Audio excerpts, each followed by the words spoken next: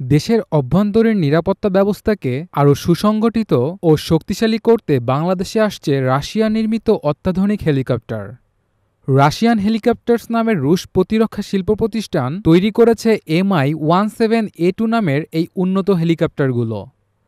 বিশেষভাবে বাংলাদেশ পুলিশের জন্য উপযোগী করে তৈরি এই হেলিকপ্টারগুলো নানা ধরনের অভিযানে ব্যবহারের জন্য প্রস্তুত করা হয়েছে। এই হেলিকপ্টারগুলোর বড় বৈশিষ্ট্য হল এগুলোর বহুমুখী ব্যবহার।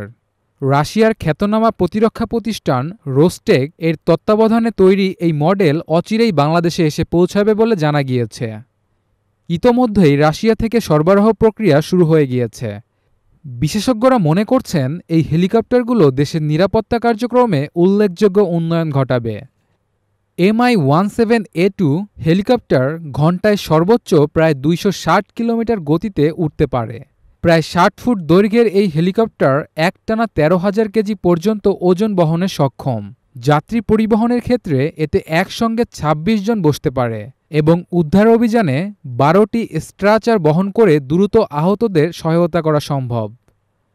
এতে রয়েছে আধুনিক ডিজিটাল অটো পাইলট, উন্নত নেভিগেশন সিস্টেম, দিক নির্ণায়ক যন্ত্র এবং সর্বাধুনিক ফ্লাইট কন্ট্রোল প্রযুক্তি।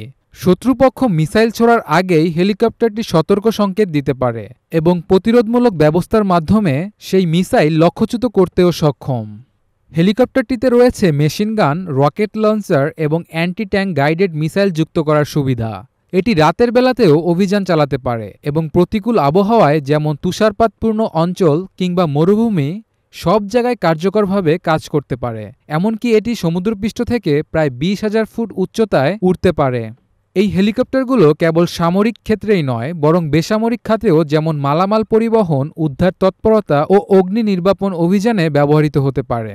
২০২৪ সালের ডিসেম্বর মাসে রাশিয়ায় পরীক্ষামূলক ব্যবহার শেষে এগুলো প্রথম মাঠে নামানো হয়। বিশ্লেষকদের মতে এই প্রযুক্তির সংযোজন বাংলাদেশের প্রতিরক্ষা কৌশলে একটি উল্লেখযোগ্য অগ্রগতি এনে দেবে।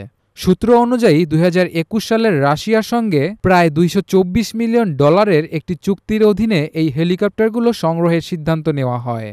কিছুটা দেরি হলেও বর্তমানে এসব হেলিকপ্টার বাংলাদেশের পথে রয়েছে।